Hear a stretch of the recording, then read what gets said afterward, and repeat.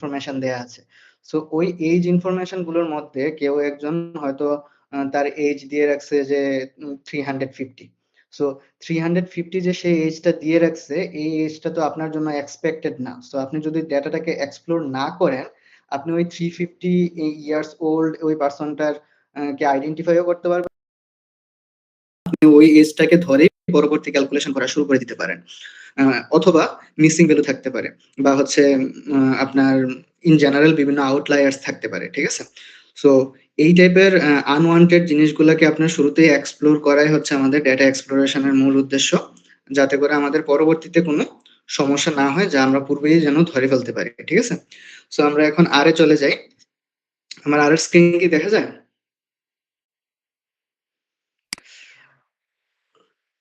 ওকে, great. So আমি একটু zoom in করে নিলাম।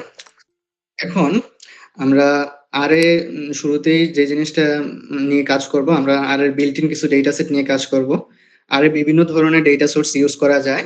আমি সবগুলোকে মানে আসলে ডেটা ইম্পোর্ট করার সব প্রসেস আপনাদেরকে দেখাচ্ছি না, কিন্তু আমি ডেটা যদি আপনার আরে থাকে তখন আপনি কিভাবে কাজ করবেন তখন থেকে আমরা শুরু করতেছি, ঠিক আছে? সো আপনার শুরুতে আমরা একটা ডেটা সেট নিয়ে কাজ করব, এটা হচ্ছে এয়ার কোয়ালিটি ডেটা সেট। এটা আর বিল্ট ইন ডেটা সেট। এটার মধ্যে কিছু মিসিং ভ্যালুজ আছে, কিছু আউটলায়ার্স আছে, সেজন্য এই ডেটা সেটটা আসলে চুজ করা। আপনি যে কোনো ডেটা সেট নিয়ে কাজ করতে পারেন। যা যা আমি আজকে শিখাবো, এই জিনিসগুলা যে কোনো ডেটা সেটেই ইমপ্লিমেন্ট করা যাবে। সো এটা কোনো ডেটার উপরে মানে নির্ধারিত না। আপনার ডেটা সেট যদি যেই ফিল্ডের হোক, যেই ব্যাকগ্রাউন্ডের হোক, যেই স্ট্রাকচারের হোক, আপনি চাইলে এই থিওরিটিক্যাল কনসেপ্ট গুলো ইউজ করতে পারেন। তো আমরা এয়ার কোয়ালিটি এই ডেটা সেটটাকে ডিএফ দিয়ে একটা ডেটা ফ্রেমের মধ্যে রেখে দিচ্ছি, ঠিক আছে? সো আপনারা দেখতেছেন আমাদের এনভায়রনমেন্টে এই ডেটা সেটটা চলে আসছে। এখন আমরা এটা নিয়ে বিভিন্ন ধরনের কাজ করতে পারি। এই ডেটা সেটটা নিয়ে একটা এক্সপ্লোরেশনের একটা পার্টও বলতে পারেন, যে এনভায়রনমেন্টে যখন চলে আসবে আপনারা কতটা অবজারভেশন আছে এখানে, কতটা ভেরিয়েবলস আছে, এই জিনিসগুলো এখানে দেখতে পারবেন। যারা অবজারভেশন বা ভেরিয়েবল নিয়ে কনসেপ্ট ক্লিয়ার নাম তাদেরকে একটু যদি বলি, আপনারা অধিকাংশরাই জানি যে এক্সেলে হয়তো আপনারা দেখছেন এক্সেল ফাইল দেখতে কেমন। সো অবজারভেশন হচ্ছে গিয়ে প্রত্যেকটা রোজ, ওকে, বিভিন্ন রো গুলা হচ্ছে অবজারভেশন, আর কলাম গুলা হচ্ছে আমাদের ভেরিয়েবলস, বা এটাকে অনেকে এট্রিবিউটও বলে। সো আপনি যেটাই বলেন, কলাম গুলো হচ্ছে আমাদের ভেরিয়েবলস গুলা, আর রো গুলা হচ্ছে আমাদের ডিফারেন্ট অবজারভেশন। সো এখানে অবজারভেশন সংখ্যা হচ্ছে 153টা, ঠিক আছে? আর ভেরিয়েবলস হচ্ছে 6টা। সো এখানে আমরা কিছু মিসিং ভ্যালু দেখতেছি, এনএ দিয়ে আসলে আর বোঝায় যে এই ভ্যালুটা মিসিং, সেই ভ্যালুটা পাচ্ছে না। সো এই মিসিং ভ্যালু গুলা নিয়ে আমরা কাজ করব, তারপরে কোথাও আউটলায়ার আছে কিনা এই জিনিসগুলো ডিটেক্ট করব আমাদের এন্টায়ার এই প্রসেসে। কিন্তু মিসিং কয়টা আছে, আমি কি এখন বসে বসে ধরে ধরে গুনবো যে ওজন এই ভেরিয়েবলটাতে কয়টা মিসিং আছে, সোলার আর এর মধ্যে কয়টা মিসিং আছে, বা অথবা অন্য কোনো ভেরিয়েবলে কোনো মিসিং ভ্যালুজ আছে কিনা? সো এই জিনিসগুলো তো আমার মানে পার্সোনালি বসে বসে ক্যালকুলেট করা যৌক্তিক না। কেন যৌক্তিক না? কারণ এখানে 135টা অবজারভেশন হয়তো আপনার কাছে কম লাগতে পারে, কিন্তু যখন আপনি হাজার হাজার বা লাখ লাখ অবজারভেশন নিয়ে কাজ করবেন, ওই জিনিসটা ম্যানুয়ালি করা কোনোভাবেই আসলে অপটিমাল না বা ফিজিবল না। সো এখন আমরা এই জিনিসটা যদি শুরুতেই ডেটা সেটের মধ্যে কি কি ভেরিয়েবলস আছে বা কোন ভেরিয়েবলটা কোন টাইপের, এটা যদি আমরা জানতে যাই, তখন আমরা হচ্ছে, আমি একটু কমেন্ট করে নিচ্ছি। আরে কমেন্ট করার প্রসেস হচ্ছে হ্যাশ দিয়ে আপনি কমেন্ট করতে পারেন। আপনি একটা হ্যাশ দিলেই চলবে। সো হ্যাশ দিয়ে আমি যদি বলি যে এখন হচ্ছে আমি ডেটার স্ট্রাকচার দেখবো। সো ডেটার স্ট্রাকচার দেখার জন্য আপনি কমেন্ট করা লাগবে না, কমেন্ট এসেনশিয়াল না, কমেন্ট আপনাদের জাস্ট বোঝানোর জন্য। আপনারা জাস্ট হচ্ছে এখন যদি লেখেন str, এটা আর একটা built in function. So str লিখে যদি df টা লিখেন, আপনি ডেটার স্ট্রাকচারটা এখানে দেখবেন। মানে ডেটাতে কোন কোন ভেরিয়েবল আছে, ভেরিয়েবলের টাইপ, এই যে ভেরিয়েবলের নামগুলো আপনারা কনসোলে এখন দেখতেছেন, ওজন, তারপরে হচ্ছে ভেরিয়েবলের টাইপ, এটা কি ইন্টিজার না অন্য কিছু, মানে ইন্টিজার ছাড়াও আরো বিভিন্ন ভেরিয়েবল টাইপ থাকে, নিউমারিক হতে পারে, ডেট হতে পারে, ফ্যাক্টর হতে পারে, তারপরে ক্যারেক্টার টাইপের ভেরিয়েবল হতে পারে, ডেট টাইমের পোজিট এক্স ভেরিয়েবল হতে পারে, বিভিন্ন ধরনের ভেরিয়েবল টাইপস আর এর মধ্যে কাজ করে, ঠিক আছে? সো ইন্টিজার মানে হচ্ছে পূর্ণ সংখ্যা, যেটার মধ্যে কোনো ডেসিমেল নাই। আর নিউমারিক সংখ্যাগুলো হচ্ছে এমন সংখ্যা যেগুলোতে ডেসিমেল থাকতে পারে, নাও থাকতে পারে। সো আপনি এখানে ভেরিয়েবল গুলার টাইপ আমরা দেখতেছি, নামগুলা দেখতেছি, এবং কিছু এক্সাম্পলও দেখতেছি যে ভেরিয়েবলটাতে কি কি ভ্যালুজ আছে। সো এটা গেল হচ্ছে আমাদের ডেটা স্ট্রাকচার চেকিং, এটাও ডেটা এক্সপ্লোরেশনের একটা পার্ট। পরবর্তীতে আমরা যেটা দেখতে পারি ওটা হচ্ছে গিয়ে ডেটা সেটের মধ্যে মানে কোন ভেরিয়েবলটার অ্যাভারেজ কি বা কোন ভেরিয়েবলটার মিনিমাম ভ্যালু কত, ম্যাক্সিমাম ভ্যালু কত, খুবই সহজে আপনি সবগুলা ভেরিয়েবলের একসাথে দেখে ফেলতে পারবেন। তো আমরা চলেন একটু দেখি যে ভেরিয়েবলের সামারি গুলা বা ভেরিয়েবলের ডেসক্রিপটিভ ইনফরমেশন গুলো আমরা কিভাবে গেইন করতে পারি। আমি জাস্ট লিখতেছি বেসিক সামারি, ঠিক আছে? সো সামারি আপনারা বিভিন্নভাবে এক্সপ্লোর করা পসিবল এবং খুব সহজ ওয়েটা হচ্ছে সামারি লিখে ডেটা সেটের নামটা দিয়ে দেওয়া, ঠিক আছে? এটা লিখলেই এখন দেখবেন যে আপনি প্রত্যেকটা ভেরিয়েবল যেগুলোর নাম আপনারা দেখছিলেন একটু, ওই প্রত্যেকটা ভেরিয়েবলের নাম প্লাস হচ্ছে সামারি স্ট্যাটিস্টিক্স গুলো এখানে চলে আসছে। সো সামারি স্ট্যাটিস্টিক্স এখানে কি কি আসছে? Minimum value, first quartile, median, mean, third quartile, maximum, N H. এনএইচটা হচ্ছে নাম্বার অফ মিসিং ভ্যালুস, মানে এই ডেটা সেটে এই ভেরিয়েবলটাতে কয়টা মিসিং ভ্যালু আছে সেই ওই ইনফরমেশনটাও আপনাকে প্রোভাইড করতেছে। আর মিনিমাম ম্যাক্সিমাম তো আপনারা স্বাভাবিকভাবে বুঝেনি। আর ফার্স্ট কোয়ার্টাইল হচ্ছে আপনি বলতে পারেন যে 25th পার্সেন্টাইল, মানে আপনি ডেটা সেটটাকে যদি 1 থেকে 100% এর মধ্যে তুলনা করেন, তার মধ্যে 25th পার্সেন্টাইলটা হচ্ছে গিয়ে ফার্স্ট কোয়ার্টাইল। এবং এই কোয়ার্টাইল গুলার কে আসলে কোয়ার্টাইল বলার পেছনে একটা যৌক্তিকতা আছে। কোয়ার্টাইলের বৈশিষ্ট্য হচ্ছে 4টা কোয়ার্টারে আপনাকে ভাগ করে দেওয়া। So first quartile, second quartile, third quartile বলতে পারেন যে 3টা কাট অফ পয়েন্টের মতো। আপনি যদি একটা বস্তুকে 3টা জায়গায় কেটে দেন তাহলে আপনি কয় টুকরা পান? আপনি আসলে 4টা টুকরো পান। নরমালি আপনি যদি কাটতে যান বা কোনো কিছুকে কাটতে যান 3টা খন্ডে মানে 3বার কাটলে 4টা টুকরা পাবেন।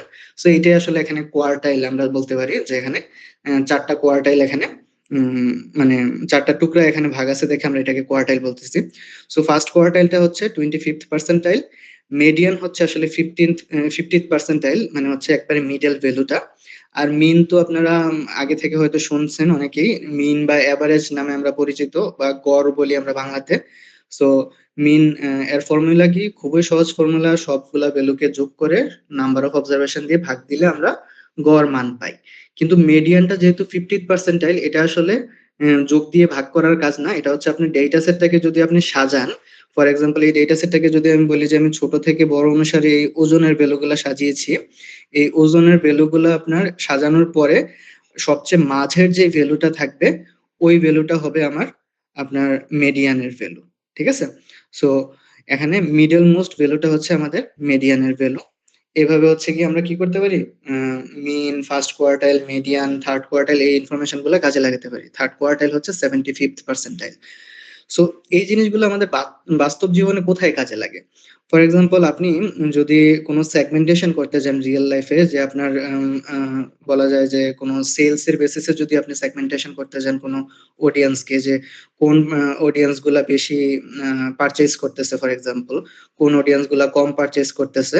সো তখন আপনি কিন্তু এই কোয়ার্টাইল ইনফরমেশন গুলাকে দিয়ে ডিভাইড করতে পারেন যে আসলে কোন অডিয়েন্স গুলা মানে বলা যায় যে বেশি খরচ করার মতো বা হচ্ছে গিয়ে রিচ কাইন্ড অফ অডিয়েন্স এবং বেশি ব্যয় করে, এক্সপেন্ডিচার বেশি, তাদেরকে আপনি চাইলে ওই যে থার্ড কোয়ার্টাইলের পরবর্তী অডিয়েন্স গুলাকে নিয়ে ডিল করলে তখন আপনি ওইরকম একটা রিচ প্রপোর্শনের অডিয়েন্স পেয়ে যাবেন। আবার যদি বলেন কোন অডিয়েন্স গুলা কম পারচেস করে বা কম খরচ করে, আপনি ওই ফার্স্ট কোয়ার্টাইলের নিচের অডিয়েন্স গুলাকে নিতে পারেন। সো এইগুলা মার্কেটিং এ খুবই কাজে লাগে। আপনারা এই টাইপের সেগমেন্টেশন করে রিয়েল লাইফে বিভিন্ন মার্কেটিং এ ব্যবহার করতে পারবেন। যে বিভিন্ন প্যাকেজ তাদেরকে অফার করতে পারেন যে এগুলো হচ্ছে আমার ফার্স্ট কোয়ার্টাইলের অডিয়েন্স, এগুলো হচ্ছে আমার থার্ড কোয়ার্টাইলের অডিয়েন্স, বা অ্যাভারেজ অডিয়েন্সদেরকেও একটা স্পেসিফিক গ্রুপে রেখে আপনারা মার্কেটিং বিভিন্ন প্ল্যান করতে পারবেন। আর রিয়েল লাইফে এই টাইপের ডিভিশন আমরা বিভিন্ন জায়গায় ব্যবহার করতে পারি। সো এই গেল হচ্ছে এখানে ডেসক্রিপটিভ স্ট্যাটিস্টিক্স এর খুব বেসিক জিনিস। আম, আহ, এখানে এই ইনফরমেশন গুলো ছাড়াও আমরা ডেটা এক্সপ্লোরেশনের মধ্যে খুবই কমন একটা জিনিস হচ্ছে আপনার ডেটা ভিজুয়ালাইজেশন করা। ঠিক আছে? ডেটা ভিজুয়ালাইজেশনের থ্রু ডেটা এক্সপ্লোরেশন হয়ে থাকে।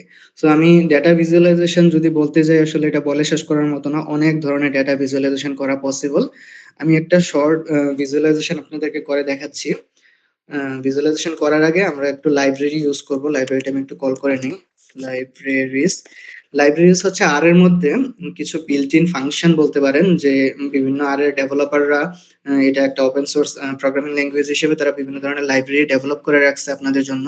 আপনারা জাস্ট ওই লাইব্রেরিটাকে ইনস্টল করে এখানে কল করলে আপনি লাইব্রেরিটার বিভিন্ন ইন্টারনাল ফাংশন গুলো ব্যবহার করতে পারেন। সো আমরা আপাতত ডিপ্লয়ার এবং হচ্ছে ggplot দুইটা লাইব্রেরি ব্যবহার করব। ওকে। শিহাব, আমার কথা কি শোনা যাচ্ছে?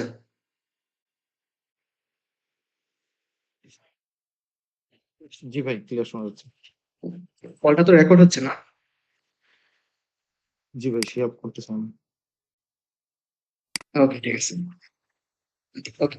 সো আমরা লাইব্রেরি নিয়ে যদি বলি আর কি, লাইব্রেরি এখানে আমরা ডিপ্লয়ার ইউজ করব। ডিপ্লয়ার হচ্ছে বেসিক্যালি ডেটা প্রি প্রসেসিং এর লাইব্রেরি, আর ggplot হচ্ছে ডেটা ভিজুয়ালাইজেশনের লাইব্রেরি। ঠিক আছে। সো ডিপ্লয়ার এবং ggplot এই দুইটা লাইব্রেরি হচ্ছে আমরা বিভিন্ন কাজে ব্যবহার করতে পারি। প্রি প্রসেসিং এর জন্য ডিপ্লয়ারে অনেক ফাংশনালিটিস আছে, আর ggplot ডেটা ভিজুয়ালাইজেশনের জন্য আপনাকে most of the data visualisation create করতে আপনাকে হেল্প করবে। তো আমি জাস্ট দুইটা লাইব্রেরিকে রান দিয়ে নিচ্ছি। রান দেওয়া হচ্ছে মানে মার্ক করা, এখানে রানে ক্লিক করা অথবা হচ্ছে কন্ট্রোল এন্টার বাটনে চাপলে আর এর মধ্যে রান হয়ে যায়। সো এখন আমরা দুইটা লাইব্রেরিকে কল করে নিলাম। এখন হচ্ছে আমি জাস্ট আপনাদেরকে একটা ডেটা ভিজুয়ালাইজেশন প্রিপেয়ার করে দেখাবো। সো আমরা একটা ভেরিয়েবলের ডিস্ট্রিবিউশন সম্পর্কে আইডিয়া নিই যে ভেরিয়েবলটা আসলে কেমন। আমরা একটা ভেরিয়েবল দেখে তো এর ভ্যালুগুলা দেখি অলরেডি, কিন্তু এই ভ্যালুগুলো আসলে কেমন ভাবে ডিস্ট্রিবিউটেড আছে, মানে কোনটা বড় কোনটা ছোট, এই জিনিসগুলো আমরা একটু মানে ডিস্ট্রিবিউশন থেকে আইডিয়া নেওয়ার চেষ্টা করি যে এটা কোন দিকে স্কিউড বা কোন দিকে বেশি প্রভাবিত হচ্ছে। ওই জিনিসটা নিয়ে আমরা একটা আইডিয়া নেওয়ার চেষ্টা করি। সো আমি এখানে ভিজুয়ালাইজেশন, ওকে। সো এটার মধ্যে আমরা ggplot লিখলাম। ggplot, ggplot এর মধ্যে আমরা ডেটা সেটের নামটা দিয়ে দিচ্ছি। দেওয়ার পর অ্যাস্থেটিক্স এর মধ্যে আমরা এখন ডিক্লেয়ার করব কোন কোন ভেরিয়েবল দিয়ে আমি প্লটটা বানাতে চাই।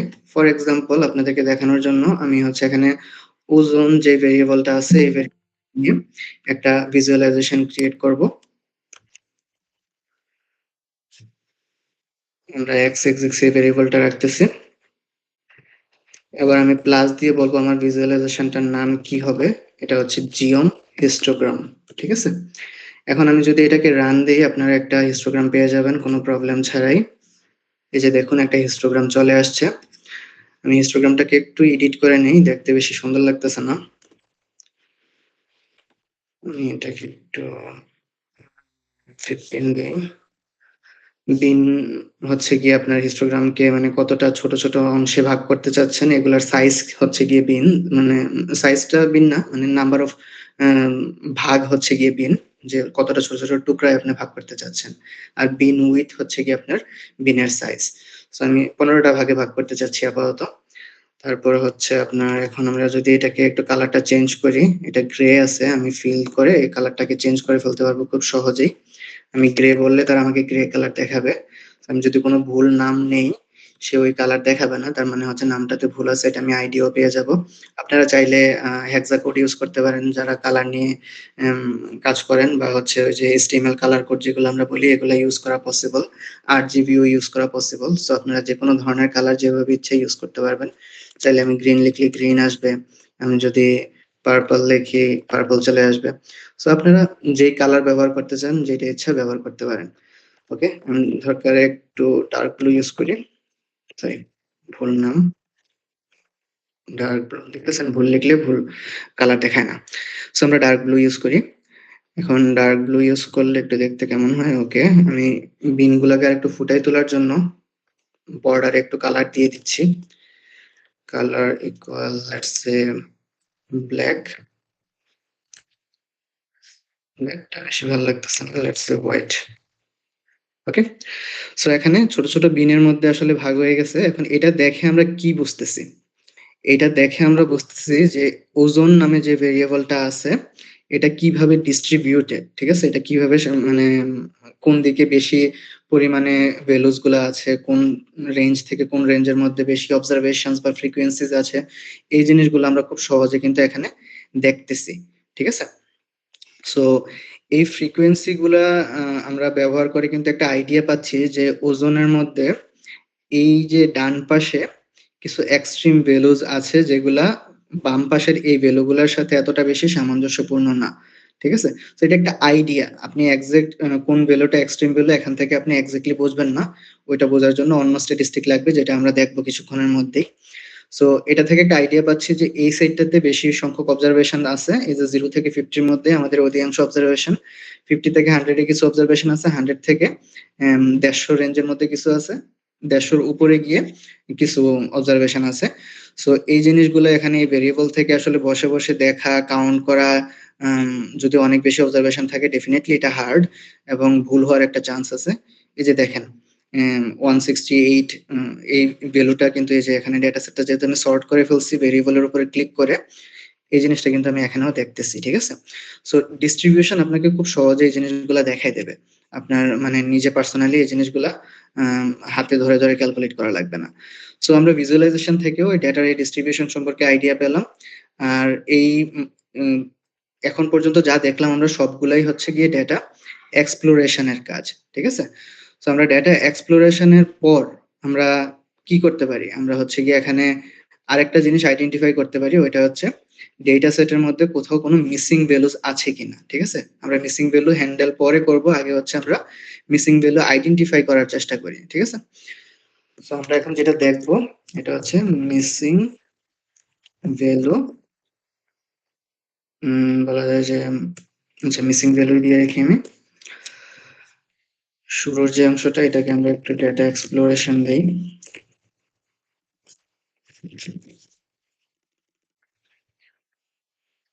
ওকে,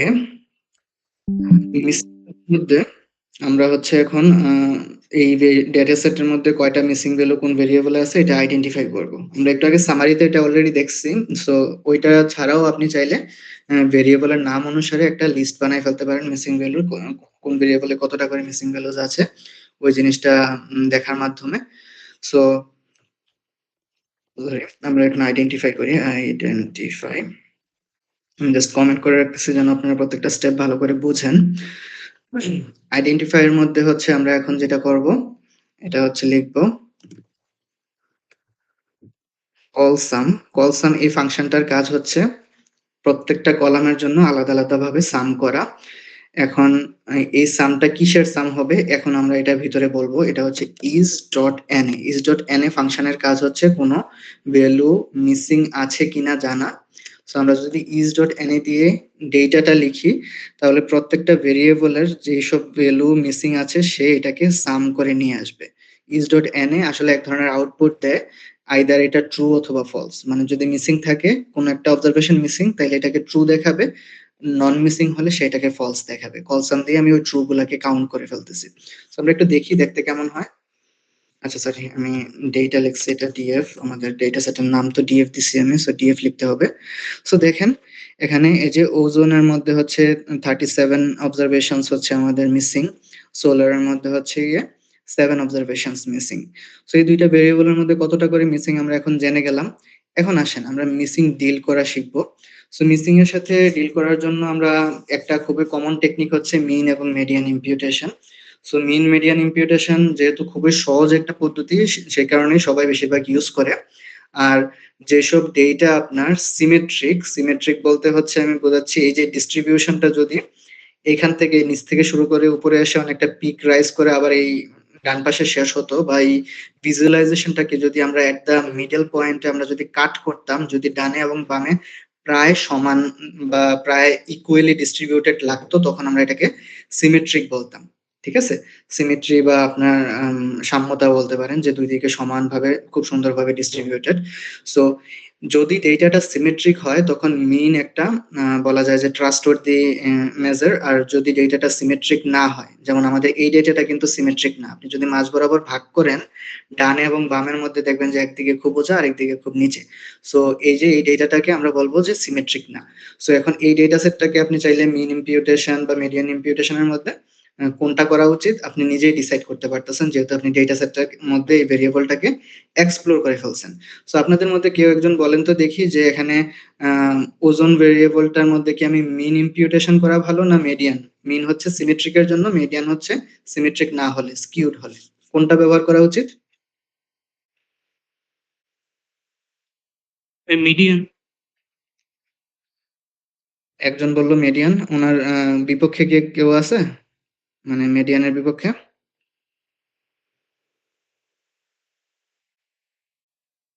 আচ্ছা, ঠিক আছে। এখানে আশা করি যে সবাই বুঝতে পারতেছে যে মিডিয়ান।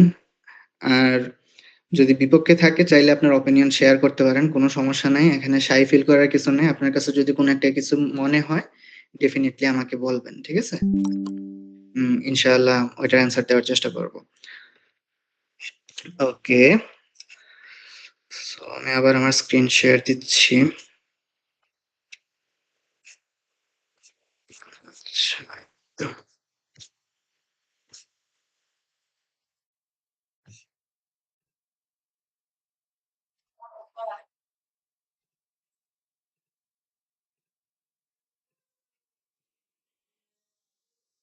আচ্ছা, আমার স্ক্রিন কি দেখা যাচ্ছে? জি, ওকে। সো এখন আমরা মিন ইম্পিউটেশন এবং মিডিয়ান ইম্পিউটেশনটা কি একটু শিখবো, ঠিক আছে? সো মিন ইম্পিউটেশনের মধ্যে আমরা হচ্ছে মিসিং ভ্যালু গুলাকে ডিরেক্টলি মিন ভ্যালু দিয়ে ইম্পিউট করি। মিন ভ্যালু বলতে হচ্ছে ওই ভেরিয়েবলটা যদি আমি গড় বের করি ওই গড় ভ্যালুটা দিয়ে আমি হচ্ছে ওই মিসিং ভ্যালু গুলাকে ইম্পিউট করে ফেলি। আর মিডিয়ান ইম্পিউটেশনে similarly just instead of missing value mean value আমরা হচ্ছে মিডিয়ান ভ্যালু দিয়ে ইম্পিউট করি। সো ডেফিনেটলি আমাদের ওই ইম্পিউটেশনের স্বার্থে আমাদেরকে মিন মিডিয়ান দুইটাই ক্যালকুলেট করতে জানতে হবে। যদি আমরা ক্যালকুলেট না করতে পারি তাহলে তো আমরা ওইগুলা দিয়ে ইম্পিউট করতে পারবো না, ঠিক আছে? সো এখানে মিন এবং মিডিয়ান আমরা যদি বের করতে যাই, আপনারা অলরেডি দেখছেন যে সামারিতে কিভাবে মিন মিডিয়ান তারা দিয়ে দিচ্ছে। এখন আমরা যদি ম্যানুয়ালি বের করতে যাই, এটার প্রসেস হচ্ছে আমি জাস্ট সিম্পলি লিখবো মিন। মিন লিখে আমি ডেটা সেটের নাম দিয়ে ডলার সাইন দিয়ে ভেরিয়েবলের নামটা বলবো। তখন সে আমাকে, আমি ডেফিনেটলি এখানে ইম্পিউটেশনটা করতেছি প্রত্যেকটা মানে যেসব ভেরিয়েবলে মিসিং আছে তাদের জন্য, ঠিক আছে? সো আমার সবার মিন তো আর জানা দরকার নেই। আমি জাস্ট হচ্ছে যে ভেরিয়েবলটা নিয়ে কাজ করব ওই ভেরিয়েবলটা জানলেই আমার এখানে চল। সো আমি এখানে দেখেন ডিএফ দিয়ে ডলার সাইন দিয়ে যে ওজোন লেখাটা লিখছি, এটা লিখে এখন আমি রান করব না। আমি হচ্ছে একটু বলে নিব, যেহেতু ডেটা সেটে মিসিং আছে আমি জানি, আমাকে বলে নিতে হবে যে মিন বের করার আগে তুমি মিসিং গুলাকে ইগনোর করে নিও, ঠিক আছে? নর্মালি যদি আমি মিন বের করতে যাই সে মিসিং পাওয়ার কারণে সে আমাকে মিন বের করতে গিয়ে এরর দেখাবে। আমি একটু দেখাচ্ছি, যদি আমি ডিরেক্টলি মিন বের করতে যাই, এই যে দেখেন সে আমাকে মিসিং দিয়ে দিচ্ছে। মানে মিসিং ভ্যালুর এক্সিস্টেন্স এর কারণে সে আসলে এটা ক্যালকুলেট করতে পারতেছে না। সো আমাকে জাস্ট সিম্পলি লিখতে হবে na.rm ইকুয়াল ট্রু। এটা যদি আমি লিখি এবং রান দেই, আপনি দেখবেন যে ওজনের মিন ভ্যালুটা এভারেজ ভ্যালুটা চলে আসছে। আমরা যদি একটু সামারিতে ব্যাক করি উপরের দিকে, আপনারা কিন্তু এটা এই ভ্যালুটা এখানেও পাবেন, ঠিক আছে? সো আমি কেন এই ম্যানুয়ালি এই জিনিসটা ক্যালকুলেট করলাম, এটার উদ্দেশ্য একটাই, যেন আমি এই মিনটাকে ব্যবহার করে ইম্পিউটেশনটা করতে পারি। সো মিন ইম্পিউটেশন কিভাবে করব আমরা, এবার চলেন আমরা মিন ইম্পিউটেশন করে দেখি। মিন মিডিয়ান আমরা দুইটাই দেখবো, মিন এবং মিডিয়ান ইম্পিউটেশন। ওকে, সো এখন মিন এবং মিডিয়ান ইম্পিউটেশনের মধ্যে আমরা যে জিনিসটা করব এটা হচ্ছে গিয়ে আমাদের data set DF dollar sign দিয়ে আমরা ওজন এই ভেরিয়েবলটা লিখতেছি। আম, আমরা একটা নতুন ভেরিয়েবল বানাই, এক্সিস্টিং ভেরিয়েবলটা চেঞ্জ না করি, যাতে করে আপনারা সাইড বাই সাইড একটু দেখতে পারেন যে ইম্পিউটেশনের আগের এবং পরের অবস্থাটা কেমন। সো ওজন দিয়ে আমি হচ্ছে ওজন ভার্সন 2 আমি একটা নতুন ভেরিয়েবল দিচ্ছি। এখন আমি আমার ওজন ভেরিয়েবলটা ব্যবহার করে এই ওজন ভার্সন 2টা বানাবো। সো আমাদের যে ফার্স্ট কন্ডিশনটা লিখবো আমরা, ওটা হচ্ছে ইফ এলস। ইফ এলস কন্ডিশনের মধ্যে হচ্ছে আমরা যে কাজগুলা করি, একটা কন্ডিশন দেই, মানে একটা বলা যায় যে আপনার শর্ত প্রয়োগ করেন আপনি। ওই শর্তটা যদি সত্যি হয় তারপরে নেক্সট বলেন যে কি করতে হবে, আর যদি সত্যি না হয় তারপরে বলেন যে কি করতে হবে। সো ইফ এলস এর মধ্যে 3টা সেগমেন্টে আপনি ভাগ করতে পারেন। আমি 2টা কমা দিয়ে নিচ্ছি। সো আপনি যদি আমার মাউসের কার্সারটা দেখেন, সো এইটা একটা অংশ, মাঝে একটা অংশ, শেষে একটা অংশ। শুরুর অংশটা হচ্ছে আপনার শর্ত বা কন্ডিশন, আপনি কি শর্ত চেক করতেছেন। পরের অংশটা হচ্ছে যদি শর্তটা সত্যি হয় তখন কি হবে। তারপরের অংশটা হচ্ছে যদি শর্তটা মিথ্যা হয় তখন কি হবে। সো আমি প্রথমে শর্ত দিচ্ছি ইজ ডট এনএ দিয়ে হচ্ছে আমি লিখবো ডিএফ ডলার সাইন ওজন। ওকে, সো এই ভেরিয়েবলের মধ্যে কি কোনো মিসিং ভ্যালু আছে, মানে এই ভ্যালুটা কি মিসিং? যদি এটা মিসিং হয় তাহলে কি হবে, এখন আমি এটা লিখবো। তাহলে আমি লিখতেছি যে মিন, আচ্ছা আমি এটাকে কপি করে ফেলি। তাহলে আমি মিন বসাবো, যদি কারোর মিসিং পায় সে সে মিনকে বসাবে, আর যদি মিসিং না পায়, আমি কয়টা অংশ বলছিলাম? ৩টা। একটা হচ্ছে শর্ত, আর একটা হচ্ছে গিয়ে শর্ত সত্যি হলে কি হবে, শর্ত মিথ্যা হলে কি হবে। সো আমরা এখন মিথ্যা হলে কি হবে বলবো। মানে সত্যি মানে কি, সত্যি মানে হচ্ছে গিয়ে এখানে সে মিসিং পাইছে। সো মিসিং মিসিং পেলে মিন ইনক্লুড করে ফেলো, আর যদি মিন মানে মিসিং না পাও, তাইলে এক্সিট যে ভ্যালুটা ছিল ওই ভ্যালুটাই এখানে বসাই দিতে হবে, ঠিক আছে। মিসিং না পাইলে তো আমার এখানে ওই ভ্যালুটা চেঞ্জ করার দরকার নেই।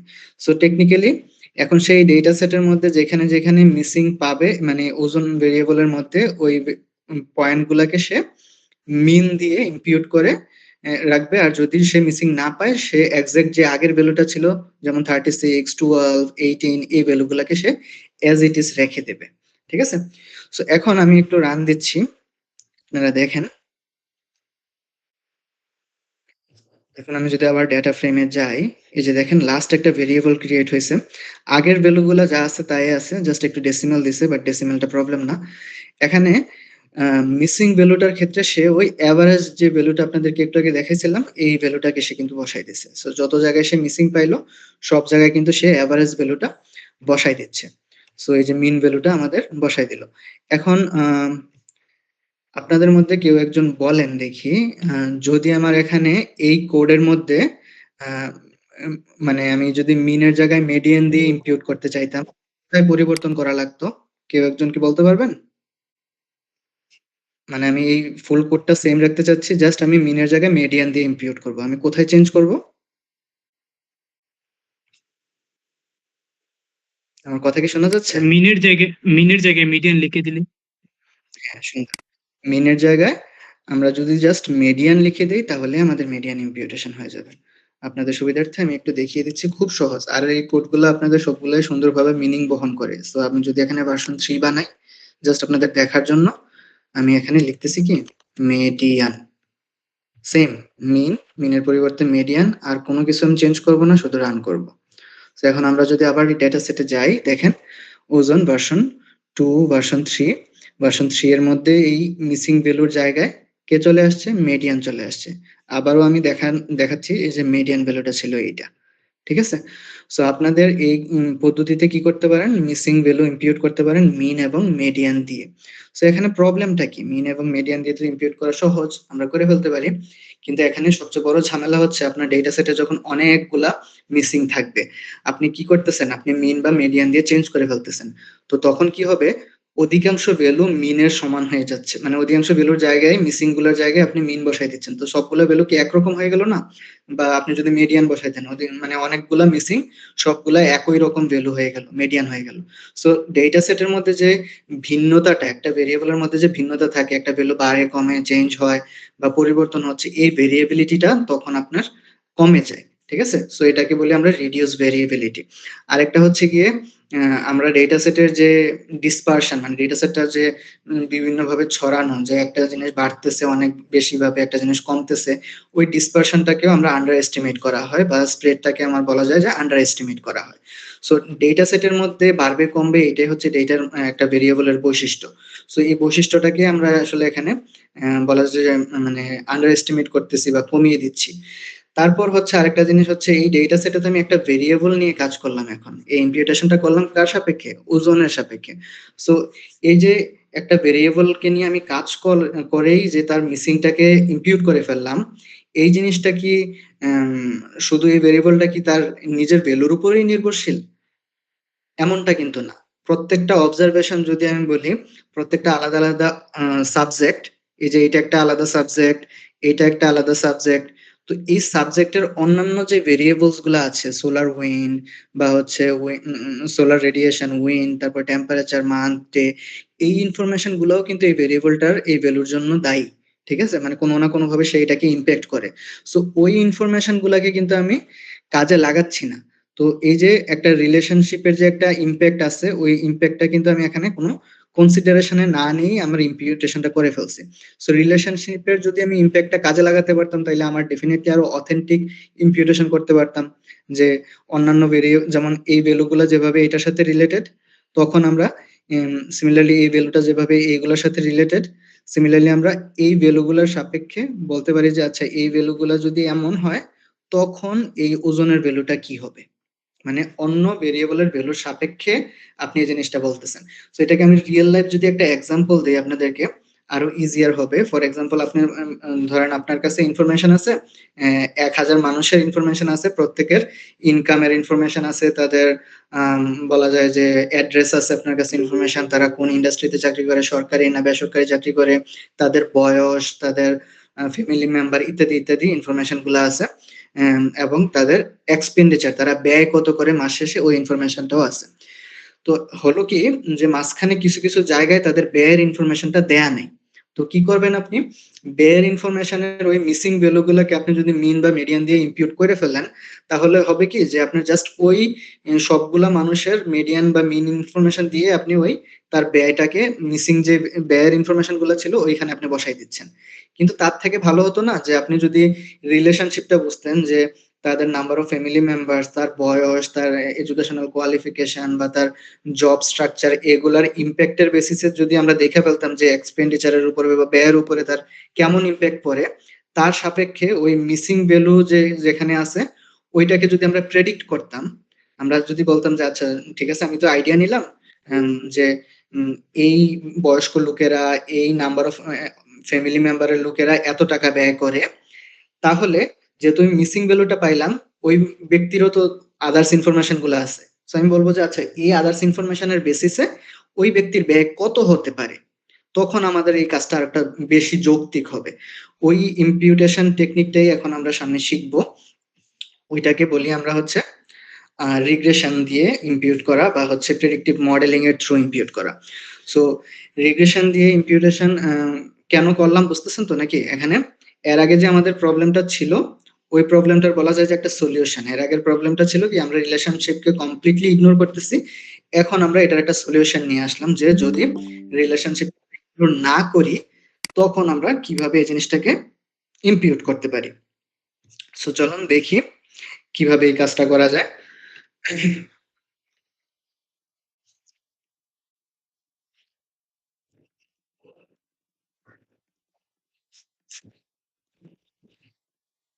রিগ্রেশন আসলে একটা হিউজ সেক্টর। এই জিনিসটা নিয়ে আপনাদের মানে অনেক বিস্তারিত আলোচনা করার মতো আছে।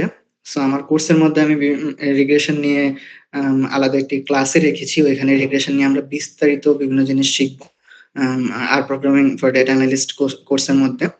আর এই রিগ্রেশনের যে বিভিন্ন ক্ষেত্রগুলো আছে, রিয়েল লাইফে রিগ্রেশন কোথায় কোথায় ব্যবহার করা হয়, বা রিগ্রেশন নিয়ে যারা প্রজেক্ট করতে আগ্রহী, তারা কিন্তু পরবর্তীতে চাইলে হায়ার স্টাডিজ এর যে কোর্সটা, ওই কোর্সটাতেও আপনারা এনরোল করতে পারেন। ওইখানে আমরা রিগ্রেশন দিয়ে হয়তো বিভিন্ন প্রজেক্ট করতে পারি, রিয়েল লাইফ প্রজেক্ট করে আমরা পাবলিকেশন পর্যন্ত করবো ইনশাআল্লাহ। সো রিগ্রেশনের যে বিষয়টা আপনারা দেখতেছেন, রিগ্রেশন দিয়ে এখন আমরা ইম্পিউট করব, ঠিক আছে? সো রিগ্রেশন দিয়ে ইম্পিউট করার আগে ডেফিনেটলি আমাদের কি লিখতে হবে, একটা রিগ্রেশন মডেল বানাতে হবে। সো আমি একটা মডেল লিখতেছি, মডেলের মধ্যে আমি লিনিয়ার মডেল লিখলাম, ঠিক আছে, এলএম। এর মধ্যে হচ্ছে কি আমি ভেরিয়েবলটা লিখবো, যে ভেরিয়েবলটাকে আমি ইম্পিউট করতে চাচ্ছি, যে ভেরিয়েবলের মধ্যে মিসিং ভ্যালুসটা আছে। সো এই ভেরিয়েবলটার নাম হচ্ছে আমাদের ওজন। ওকে, সো ওজন ভেরিয়েবলটার নামটা আমি লিখলাম শুরুতে। লেখার পর আমি একটা মডেল বানাবো। আমি ইন্ডিপেন্ডেন্ট ভেরিয়েবল হিসেবে দেখবো যে কোন কোন অন্যান্য ভেরিয়েবলদের ইম্প্যাক্ট তার মধ্যে কেমন আছে। তো আমি সোলার রেডিয়েশনকে নিচ্ছি না, তার একটা উদ্দেশ্য আছে। আমার উদ্দেশ্য হচ্ছে সোলার রেডিয়েশনের একটা মিসিং ভ্যালুজ আছে। সো এই ভ্যালু দিয়ে, এই মিসিং দিয়ে তো আরেকটা মিসিং কে আমি প্রেডিক্ট করতে পারবো না, তাই আমি সোলার রেডিয়েশনকে আপাতত একটু ইগনোর করে মডেলটা বানাচ্ছি।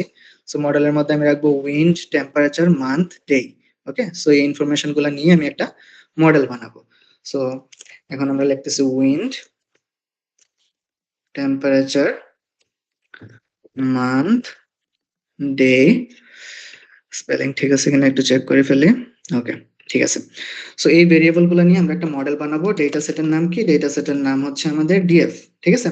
তো আমরা যদি এখন রান করি, আমাদের ডেটা সেটের থ্রু এই মানে আমাদের মডেলটা রেডি হয়ে গেছে, ঠিক আছে? সো এখন এই মডেলের থ্রু আমরা কি কাজ করতে পারি, মডেলটা নিয়ে আমরা বিভিন্ন কাজ করা পসিবল। রিগ্রেশনের খুব ভালো ভালো বিভিন্ন ধরনের ইউজ আছে।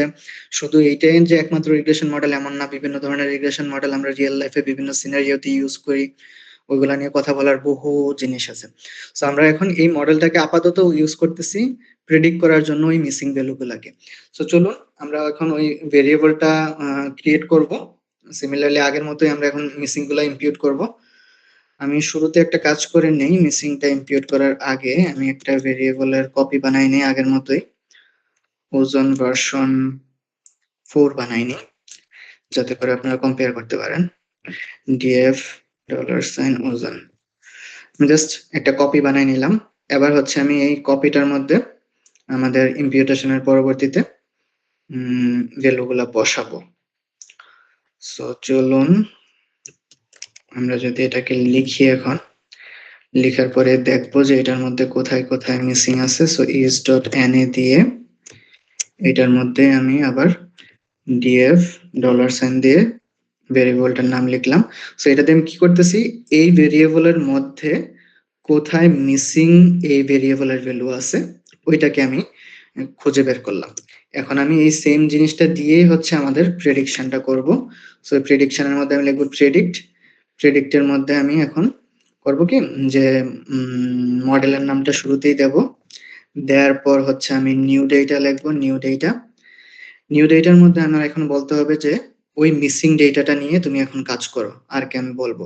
সো মিসিং ডেটাটাকে নিয়ে কাজ করার জন্য আমি বলবো যে ডিএফ ডেটা সেটের মধ্যে যেই জায়গায় মিসিং ভ্যালুগুলো ছিল ওই জায়গায় শুধু রিগ্রেশন মডেলটা রান করে প্রেডিক্ট করে এখানে বসাই দাও। সো ওই জায়গার মধ্যে কোথায় মিসিং ছিল, ওই জায়গার মধ্যে মিসিং ছিল হচ্ছে ডিএফ $সাইন। এই কোডে বিভিন্ন খুঁটিনাটি জিনিস আছে যেগুলো হয়তো আপনারা নাও বুঝতে পারেন। সো এটা দোষের কোনো কিছু না, ডেফিনেটলি যেহেতু ফর দ্য ফার্স্ট টাইম আপনারা একটা জিনিস ফেস করতেছেন, আপনাদের কাছে কিছু জিনিস কঠিন লাগবে, কিছু জিনিস সহজ লাগবে। কোর্স যদি এনরোল করতে যান তখন হয়তো এই জিনিসগুলো আপনাদের জন্য ইজিয়ার হয়ে যাবে, আমরা তখন বিস্তারিত এগুলো নিয়ে, কারণ ইটসেলফ এইটাই একটা কোর্সের মতো, আপনার রিগ্রেশন নিয়ে একটা সিঙ্গেল আপনার ক্লাস হওয়া পসিবল।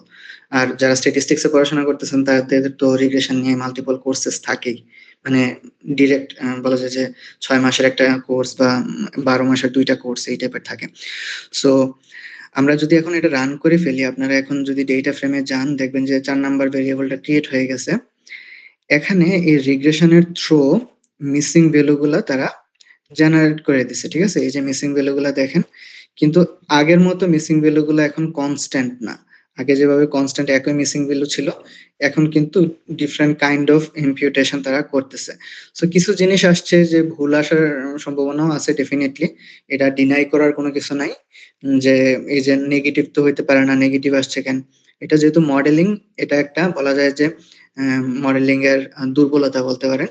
আপনি মডেলিং এর ক্ষেত্রে এই জিনিসগুলা নিয়ে আপনার খুব সচেতনভাবে প্রপার অপটিমাল মডেল বানাতে হবে, বিভিন্ন কন্ডিশন আরোপ করে, যাতে করে আপনি এক্সাক্ট প্রপার একটা মডেল আউটপুট পান।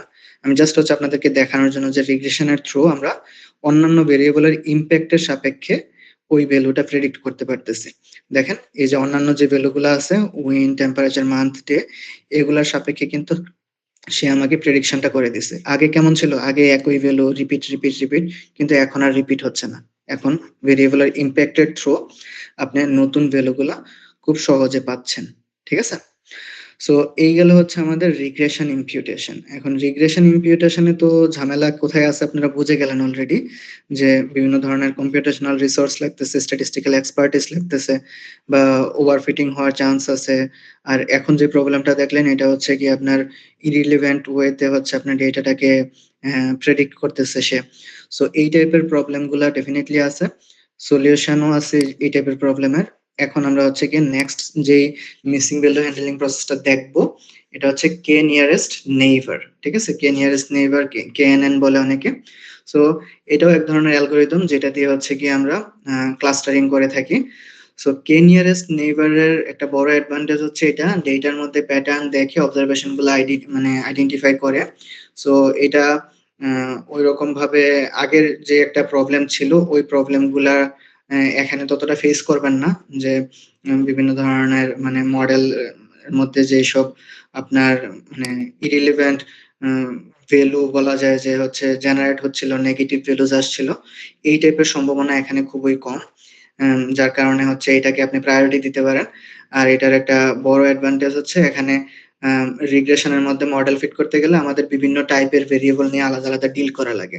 আমাদের এই ডেটা সেটটা এত বেশি ঝামেলার ছিল না, কারণ এখানে সবগুলা ভেরিয়েবলে আপনারা দেখছিলেন যে either numeric or integer. But যদি কোনো ক্যাটাগরিক্যাল ভেরিয়েবল থাকে ওই সময় কিন্তু আমরা এটাকে আলাদাভাবে হয়তো প্রি প্রসেস করে বা বিভিন্ন চেঞ্জেস করে নিতে হতো। সো এই টাইপের যে ঝামেলাগুলা বা প্যাটার্ন গুলা, এই জিনিসগুলো খুব সহজে কেএনএন আমাদেরকে সলভ করে দেয়। তারপর ওভার ফিটিং এর যেসব ঝামেলা আছে ওগুলো কেএনএন আমাদেরকে কি করে সলভ করে দেয়। আচ্ছা, আমরা কেএনএন এ যাওয়ার আগে আপনাদের কাছ থেকে একটু অনেকক্ষণ মানে টানা কথা না বলে আমি একটু প্রশ্ন নেই আপনাদের কাছ থেকে। কেউ কি এতটুকু পর্যন্ত যে রিগ্রেশন ইম্পিউটেশন পর্যন্ত দেখলেন, কোনো প্রশ্ন আছে কিনা কারোর?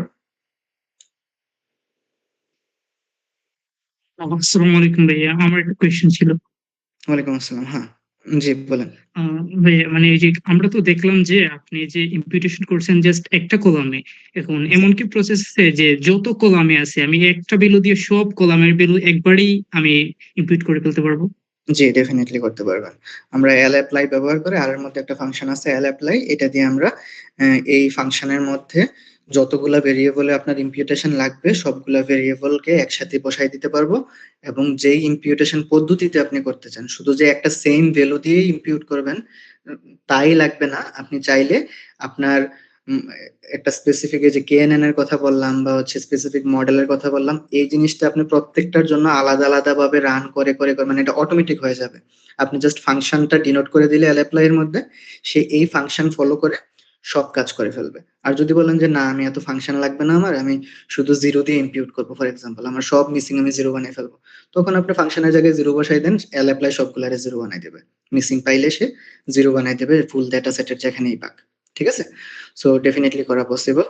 সো আর আপনার কাজ টাইম অনেক কিছু সেভ করবে। বিশেষ করে আমি এই যে কয়েকদিন আগেও আপনার একটা ক্লায়েন্টের, অস্ট্রেলিয়ান একটা ক্লায়েন্টের কাজ করতে গিয়ে দেখছিলাম। সো তার ভেরিয়েবল ছিল অ্যারাউন্ড, যতটুকু আমার মনে আসে, 103টা। সো 103টা ভেরিয়েবলের মধ্যে তার বিভিন্ন মিসিং ভ্যালুস ছিল। সো সে মিসিং ভ্যালুস গুলা সবগুলা আইডেন্টিফাই করা লাগবে। অবভিয়াসলি আপনি 103টা ভেরিয়েবলকে যদি এখন এইভাবে বসে বসে মিসিং আইডেন্টিফাই মানে মিসিং ইম্পিউটেশন করা লাগবে, সরি। সো মিসিং ইম্পিউটেশন করা লাগে, ডেফিনেটলি আপনার অনেক টাইম লাগবে, তাই না? সো তার জন্য হচ্ছে কি সে ওইরকম সুন্দর করে ফাংশন দিয়ে llapply দিয়ে করে ফেলছিল। সে শুধু তাই না, সে আরো বিভিন্ন কাজ করছিল যেগুলো হচ্ছে গিয়ে আপনার, আপনি আর স্কিল থাকলে আপনি ডেফিনেটলি খুব সহজে করতে পারবেন।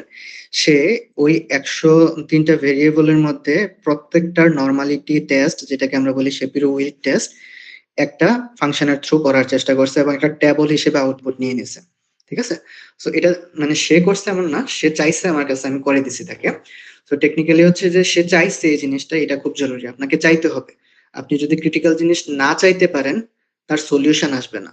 সো আমাদের একটা বড় সমস্যা হচ্ছে, আমরা যারা বিভিন্ন অনলাইনে বিভিন্ন কোর্সেস করি, আমাদের কোর্স গুলা থাকে ওই যে রেকর্ডেড কোর্স থাকে বা এই টাইপের থাকে, থাকার কারণে পরবর্তীতে হয় কি, আমরা তো মনের মতো আর চাইতে পারতেছি না, ভাই যদি এইটার জায়গায় এইটা হইতো তখন কি করতাম, ওইটার জায়গায় ওইটা হইতো তখন কি করতাম। রিয়েল লাইফে তো আপনার অনেকটা সিচুয়েশন আছে যে আপনি, প্রত্যেকটা মানুষ আলাদা আলাদা, প্রত্যেকের সিচুয়েশন আলাদা, প্রত্যেকে আলাদা ভাবে বোঝে। সো তাদের এই প্রশ্নের অ্যান্সার গুলো তো আপনার রেকর্ডেড কোর্স গুলা দেয় না। সো ওইরকম ভাবে আপনার যদি চিন্তা করেন যে আপনি মানে সে আমাকে বলছে যে আপনার আমার এতগুলা ভেরিয়েবল সবগুলো আমি এই টেস্ট করব, টি টেস্ট করব, টি টেস্ট করে আমাকে একটা টেবলের মধ্যে রেজাল্টটা দরকার, আমার একটা ডেটা ফ্রেম বানাইতে চাই যাতে ভেরিয়েবলের নাম থাকে, নরমালিটি টেস্ট রেজাল্ট থাকে, তারপর পি ভ্যালু থাকে, তারপরে মিন ডিফারেন্স থাকে, মানে সুন্দর টেবুলার ফরম্যাটে। সো আমরা লুপ দিয়ে খুব সুন্দর করে আপনার এই কাজগুলা করছি। সো এই জিনিসগুলা আগের মধ্যে খুব সহজে করা পসিবল। ঠিক আছে? সো এটা নিয়ে টেনশনের কিছু নাই যে আপনার অনেক ভেরিয়েবল হলে কি করবেন। ডেফিনেটলি এগুলা করা পসিবল খুব সহজেই। জি, মোস্তফা কামাল ভাই। জি ভাই, আনমিউট করে বলতে পারেন। আপনারটা সম্ভবত মিউট করা আছে আরকি। আমার কথা কি শোনা যাচ্ছে? আচ্ছা, আই থিংক মোস্তফা কামাল ভাই আহ, ভুলে হাত তুলে বলছেন। ওকে। সো আচ্ছা, সালেক ভাইয়ের কি ক্লিয়ার? বিষয়টা কি ক্লিয়ার? জি ভাইয়া, ক্লিয়ার হয়েছে আলহামদুলিল্লাহ। আসসালামু আলাইকুম। ভাইয়া আরেকটা বিষয় একটু জানার ছিল। হ্যাঁ, জাহাঙ্গীর ভাই বলেন। জি, ভাইয়া আমাদের ডাটা সেটে তাহলে আমরা কখনো মিন দিয়ে কখনো মিডিয়ান দিয়ে, হুম, হুম। তারপরে আমার ডাটা সেটের ওই ভিজুয়ালাইজেশনটা দেখে মিন বা মিডিয়ান যেটা হয় তারপরে কখনো ভিজুয়ালাইজেশন না, বিভিন্ন স্ট্যাটিস্টিক্যাল টেস্ট আছে যেটা দিয়েও আপনি বুঝে ফেলতে পারবেন যে এটা কি নরমালি ডিস্ট্রিবিউটেড কিনা। আপনি যদি বলেন যে আমি টেস্ট করে টেস্ট আউটটাকে কন্ডিশন ইউজ করে, মানে নরমাল হলে আমি মিন ইউজ করব, নরমাল না হলে মিডিয়ান ইউজ করব, তাও পসিবল। যে আমি কন্ডিশনালি সব ভেরিয়েবলকে এভাবে ডিসিশনের বেসিসে আমি ইমপিউট করব, যে অমুক ভেরিয়েবল নরমাল ডিস্ট্রিবিউটেড হলে বা সিমেট্রিক্যাল হলে মিন দিয়ে ইমপিউট করব, সিমেট্রিক্যাল না হলে মিডিয়ান দিয়ে ইমপিউট করব। ফুল ফাংশন চলতে তার পারে। মানে ফিল আপ করার জন্য আমার প্রায় 8টা 10টা প্রসেস আছে, এর মধ্যে আমার যেটা সুবিধা হয় সেই ধরনের প্রসেসটা আমি অ্যাপ্লাই করবো, এই তো? হ্যাঁ, ডেফিনেটলি। শুধু এটা না, আমি আপনাদেরকে যা শিখাচ্ছি জি জি। এগুলোই যে লিমিটেড তা না। আমি যে আপনার চেষ্টা করতেছি যাতে একটু বেসিক টু অ্যাডভান্স আপনাদের একটা আইডিয়া হয়। বাট এগুলা ছাড়াও অনেক ধরনের ইমপিউটেশন টেকনিক আছে যেগুলো আমরা ইউজ করতে পারি, মানে বিভিন্ন সিনারিও অনুসারে। আপনার ডেটা সেট তো সবসময় যে এই টাইপের ডেটা থাকবে এমন না, টাইম সিরিজ ডেটাও থাকতে পারে। আমরা বিভিন্ন ধরনের বলা যায় যে ইমপিউটেশন করতে পারি যেগুলো হচ্ছে টাইমের এগেইনস্টে, টাইম ভেরিয়েন্টের এগেইনস্টে, ঠিক আছে? আমরা মুভিং এভারেজ বা বিভিন্ন ধরনের অ্যানালাইসিস ইউজ করে ইমপিউটেশন গুলো করা পসিবল। জি কামাল ভাই, ঠিক আছে ভাই, থ্যাংক ইউ। ওয়েলকাম। কামাল ভাই কি কিছু বলবেন? আচ্ছা, কামাল ভাই হ্যান্ড রেজ করতেছে বাট কিছু বলতে পারতেছে না। ওকে, সমস্যা নেই। যদি যখন বলে আমরা শুনবো, সমস্যা নেই। ভাই আনমিউট করে বলতে পারেন আপনি যখনই বলতে চান। সো ইমপিউটেশন নিয়ে আমরা রিগ্রেশন ইমপিউটেশন দেখলাম। কেএনএন, আচ্ছা কেএনএন তো আমরা এখনো দেখি নাই। কেএনএন ইমপিউটেশন, ওকে, আমরা কেএনএনটা এখনো দেখি নাই, আমি জাস্ট কেএনএন নিয়ে বললাম। সো কেএনএন ইমপিউটেশনটা আমি খুব সহজে আপনাদেরকে একটু দেখিয়ে দিই। কেএনএন এর থিওরি আপনার আপাতত বোঝা লাগবে না, কিভাবে করবেন আমি এটা একটু দেখাচ্ছি। সো হচ্ছে আমি লিখতেছি জাস্ট সিম্পলি কেএনএন ইমপিউটেশন। সো আমি এখানে একটা লাইব্রেরি ইউজ করব কেএনএন ইমপিউটেশনের জন্য, খুব কমন একটা লাইব্রেরি, ভিআইএম। ঠিক আছে, এই ভিআইএম লাইব্রেরির মধ্যে কেএনএন ইমপিউটেশনের একটা ফাংশনই দেয়া আছে।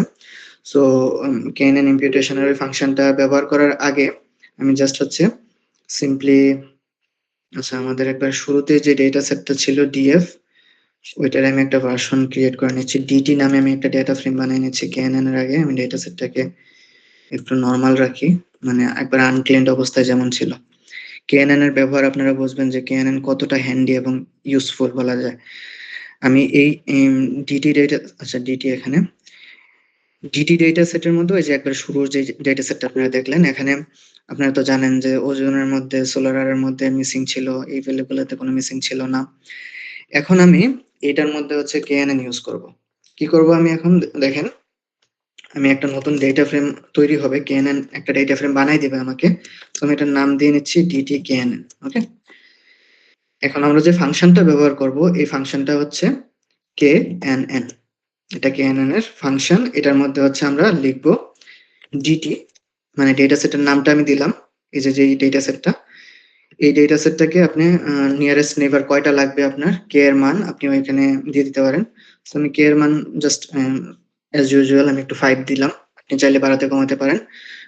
যতটা বাড়াবেন ততটা ক্লাস্টার তৈরি হবে। আপনার ডেটা সেট যদি খুব বড় হয় আপনি একটু বাড়িয়ে, মানে মোর গ্রানুলার লেভেলে আপনি এটা ট্রায়ালে মানে চেক করে দেখতে পারেন। তো এখন আমি যদি এটাকে রান করি, দেখেন কি তৈরি হচ্ছে।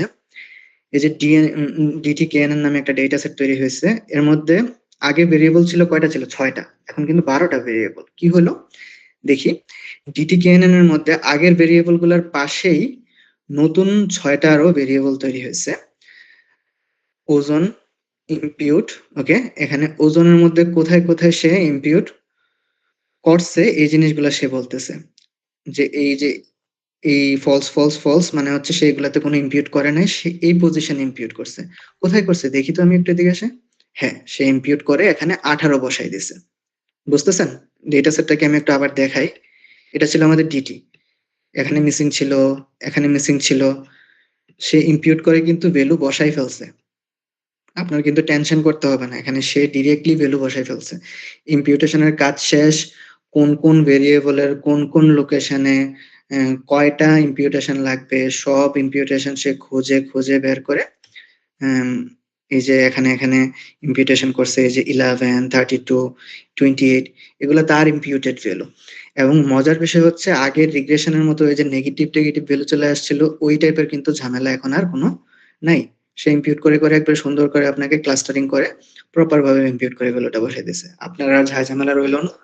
এখন আপনি এই ডেটা সেটের এই ভেরিয়েবল গুলাকে নিয়ে নতুন ডেটা সেট বানাই ফেলেন, ওইটা আর কোনো ইম্পিউটেশনের জরুরি নাই। ঠিক আছে, এখন আর মানে ইম্পিউটেশন আর কোনো দেয় নাই ওইখানে। ওকে, সো কেএনএন ইম্পিউটেশন আমরা এখন দেখলাম। কেএনএন ইম্পিউটেশন খুবই হ্যান্ডি এবং এটার অ্যাডভান্টেজ তো আমরা অলরেডি আলোচনা করে ফেলছি। তো এটা নিয়ে ভাই বলা নেই। জি, ভাই ওখানে কে ইকুয়াল 5টা দিয়ে কি বোঝাচ্ছে? এটা হচ্ছে কি আপনার, আমি যদি বলি কয়টা ক্লাস্টারে আপনি ভাগ করতেছেন, ঠিক আছে, বা কয়টা ক্লাস্টার টার্মটা যদি আপনার পরিচিত না হয়, আমি আরেকটু সহজভাবে বলি যে একটা ভেরিয়েবলকে আপনাকে বললাম যে আপু আপনি উম, আপনাকে ফর এক্সাম্পল গ্রুপ অফ পার্সনের ইনফরমেশন দিলাম, 100 মানুষের ইনফরমেশন দিলাম, আমি বললাম যে আপু তাদেরকে 5টা গ্রুপে তাদের বৈশিষ্ট্যের বেসিসে ভাগ করেন। ঠিক আছে, এখানে তাদের বৈশিষ্ট্য কি কি, তাদের বৈশিষ্ট্যগুলো হচ্ছে কি এগুলা ওজন মানে জাস্ট আমাদের ডেটা সেটের সাপেক্ষে বৈশিষ্ট্যগুলো হচ্ছে এই 6টা ভেরিয়েবল। এই 6টা ভেরিয়েবলের বিভিন্ন ভ্যালু। এখন আপনি ওই যে বললাম যে বিভিন্ন মানুষগুলোকে কয়েকটা গ্রুপে ভাগ করেন, 5টা গ্রুপে। তো আপনি কিভাবে ভাগ করবেন? আপনি হয়তো তাদের জেলা দেখবেন, তাদের জেন্ডার দেখবেন, তাদের হয়তো হাউস হোল্ড ইনকাম দেখবেন, তাদের এডুকেশন দেখবেন, রিলিজিয়ন দেখবেন। এগুলার বেসিসে আপনি কি করবেন? 5টা দলে ভাগ করবেন, যাতে করে ওই দলগুলা প্রত্যেকে মানে ইন্ডিভিজুয়ালি যদি আমি একটা দল চুজ করি, ওই দলের মানুষগুলা যেন রিলেটেড হয় তাদের বৈশিষ্ট্যের সাপেক্ষে। বুঝতে পারছেন এখানে 5 দিয়ে কি বোঝাচ্ছি আমি? আমার কথা কি শোনা যাচ্ছে?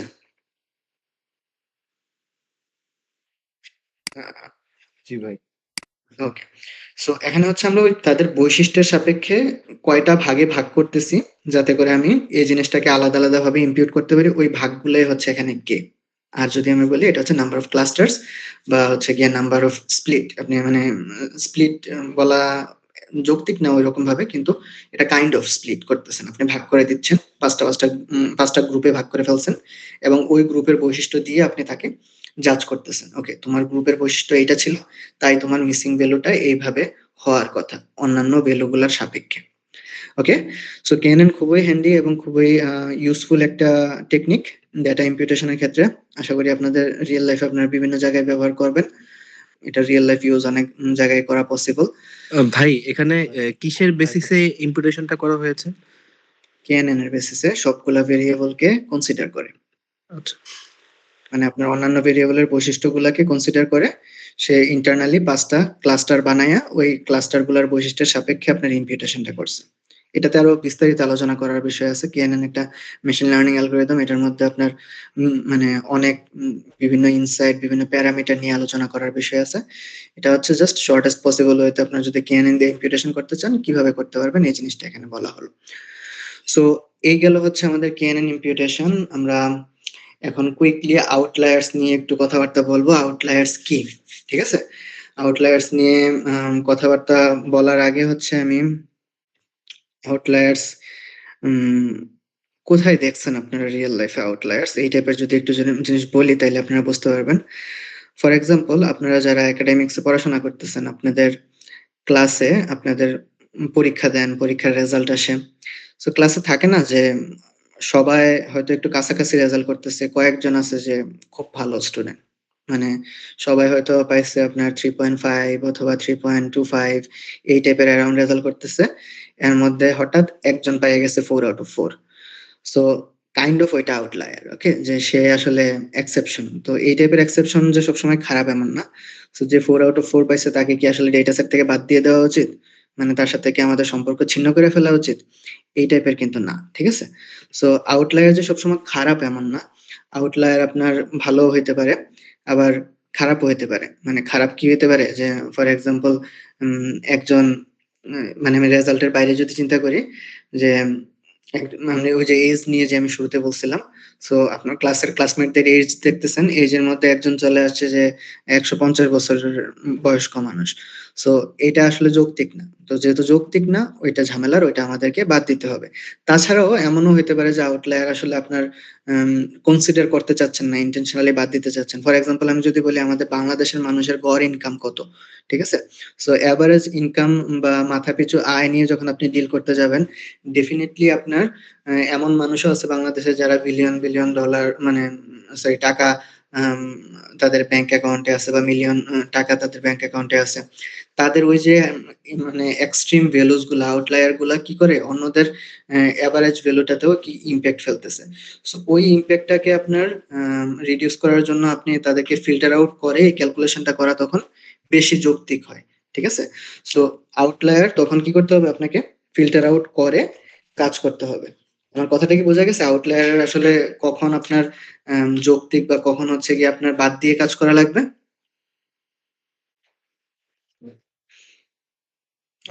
কথা কি শোনা যায়? আচ্ছা, আশা করি শুনতেছে সবাই। তারপরে যদি কনফিউশন থাকে আমাকে জিজ্ঞেস করবেন। আম, এখানে আমরা আউটলায়ার হচ্ছে আইকিউআর মেথডে হচ্ছে ডিটেক্ট করতে পারি। আইকিউআর হচ্ছে inter quartile range method. So এটাও একটা স্ট্যাটিস্টিক্যাল টার্ম, হঠাৎ শুনে আপনাদের কাছে অড লাগতে পারে। সো ইন্টার কোয়ার্টাইল রেঞ্জ নিয়ে যদি আমি একটু খুব সহজে আপনাদেরকে বলি, আপনারা একটু আগে শুরুতেই যারা ছিলেন তারা হয়তো পরিচিত হয়ে গেছেন যে ফার্স্ট কোয়ার্টাইল, থার্ড কোয়ার্টাইল এগুলো সম্পর্কে। মানে ডেটাটাকে যদি আমি 25% পজিশনে কাট করি, ওটা হচ্ছে ফার্স্ট কোয়ার্টাইল, 75% পজিশনে কাট করি, ওটা হচ্ছে third quartile. So inter quartile range হচ্ছে গিয়ে এই দুইটা কোয়ার্টাইলের ডিফারেন্স, ঠিক আছে? সো এই জিনিসটা যদি আমরা বের করতে যাই, ফর এক্সাম্পল আমাদের ডিটি যে ডেটা সেটটা আছে, ডিটি ডেটা সেটের মধ্যে এখন আমি ইন্টার কোয়ার্টাইল রেঞ্জের ভ্যালুটা আমি বের করতে চাই ফর এক্সাম্পল, ঠিক আছে?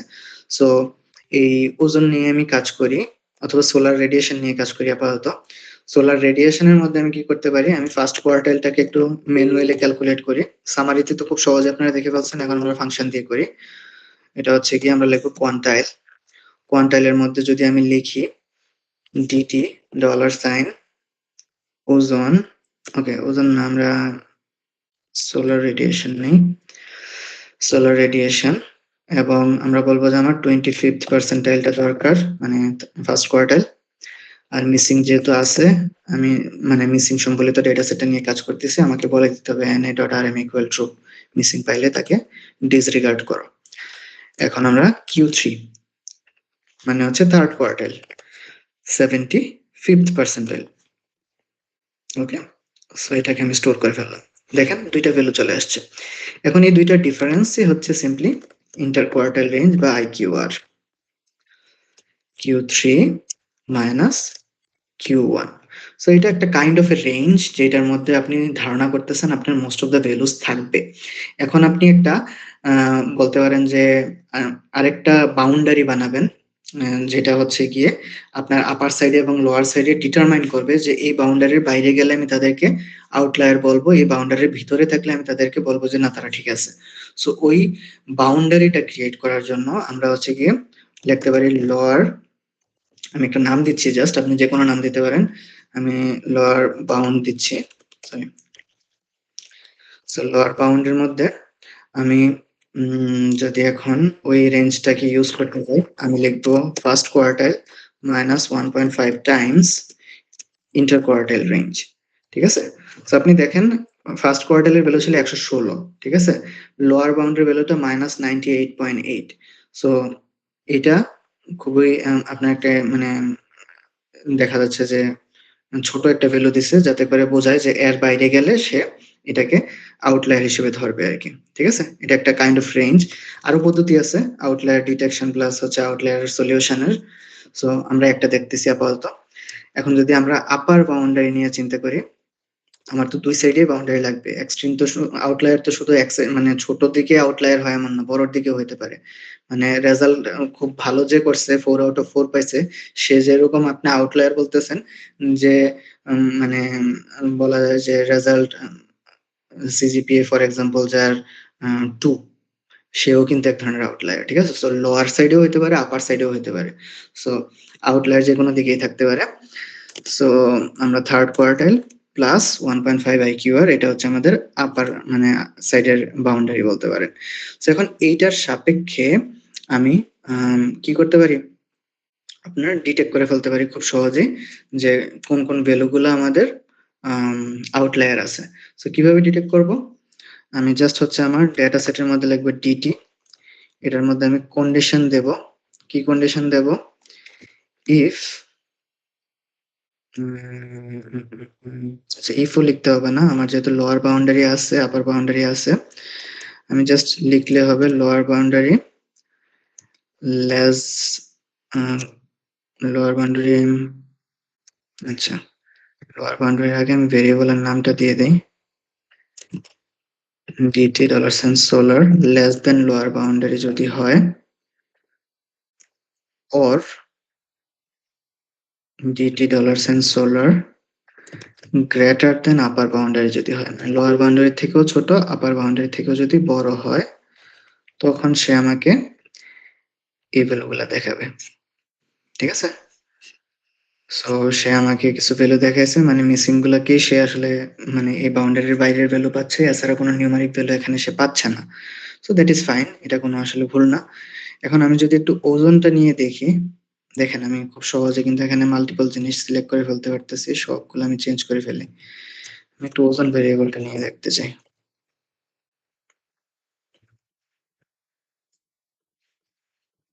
এই যে ওজনের জন্য কোথায় কোথায় সে আউটলায়ার পাইছে এটা দেখাচ্ছে। সো আমরা এতক্ষণ সোলার রেডিয়েশন নিয়ে কথা বলতেছিলাম। সোলার রেডিয়েশনে আমার কোনো আউটলায়ার পাই নাই, কিন্তু ওজনে কিছু আউটলায়ার আছে। দেখেন এই যে এখানে একটা আউটলায়ার ভ্যালু আছে, এখানে একটা আউটলায়ার ভ্যালু আছে। সো ওজনের মধ্যে সে দুইটা আউটলায়ার ভ্যালু পাইলো। তো এখন এই দুইটা আউটলায়ার ভ্যালু আমরা যদি এই দুইটা নিয়ে কাজ করি,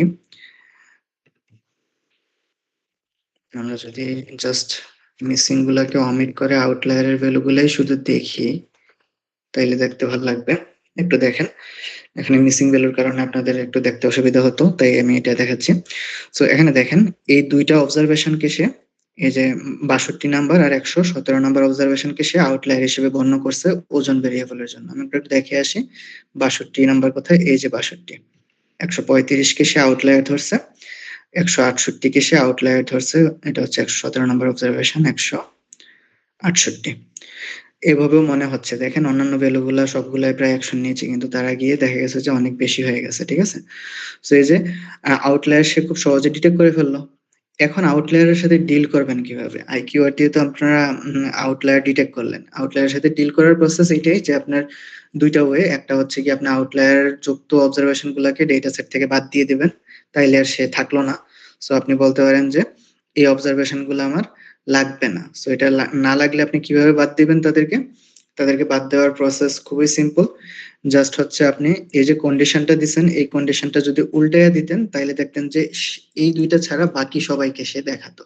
ঠিক আছে, তো আমি যদি এন ওমিটার কথা বাদ দেই, এই কন্ডিশনে তো সে আউটলায়ার ডিটেক্ট করলো। এখন আমি যদি এই কথাটা একটু ঘুরাই ফেলি, কি হবে? লোয়ার এর থেকে বড় এন্ড আপারের থেকে ছোট। ঠিক আছে, আমি কন্ডিশন দিলাম লোয়ার বাউন্ড থেকে যদি বড় হয় তাদেরকে রাখো, আপার বাউন্ড থেকে যদি ছোট হয় তাদেরকে রাখো, মানে দুইটাই যখন হয় তখন রাখো আর কি। সো এখন এই ডেটা সেটটাকে যদি আমি DT2 দিয়ে সেভ করি, আপনারা দেখবেন এর আগে যে ডেটা সেট গুলো ছিল, এই যে ডিটি, এখন DT2 নামে আমি একটা ডেটা সেট সেভ করলাম। অবজারভেশন কিন্তু দুইটা কমে গেছে, দেখছেন? আগে ডিটিতে 153টা ছিল আউটলায়ার সহকারে, এখন DT2 তে আউটলায়ার দুইটা চলে যাওয়ার কারণে, দুইটা কারা? এই দুইটা হচ্ছে তারা, তাদেরকে আমি সরাই দিছি, তাই আউটলায়ার কমে গেল। এখন আপনি বলতে পারেন যে এই আউটলায়ার গুলোকে আপনি বাদ দিয়ে দিয়েছেন। সো এই আউটলায়ার গুলো যে আপনি বাদ দিলেন, এটা তো হচ্ছে আপনার ডেটা কমে গেল। সো এইটাই আসলে আমি এখানে একটু বোঝানোর চেষ্টা করছিলাম, এটাতে ডেটা সাইজ কিন্তু রিডিউস হয়ে যায়, এটা কিন্তু একটা ডিসঅ্যাডভান্টেজ। আর আপনার এটার অ্যাডভান্টেজ হচ্ছে কি আপনি খুব সহজে সিম্পলি এটা অ্যাপ্লাই করে আউটলায়ার থেকে মুক্তি পাইতে পারতেছেন। ঠিক আছে, কিন্তু এই আউটলায়ারটার কারণে কি হচ্ছে, ডেটা সেট কমে যাচ্ছে, ডেটা সেটে মানে অবজারভেশন কমে যাচ্ছে। সো এটা কি একটা ডিসঅ্যাডভান্টেজ। সো এখন এই ডিসঅ্যাডভান্টেজটাকে আপনি যদি অ্যাডভান্টেজে পরিণত মানে করতে চান, তখন আপনার ওই ডেটাকে বাদ দেওয়া যাবে না। তখন আমরা একটা টেকনিক ইউজ করি, এটাকে বলি উইনসারাইজেশন।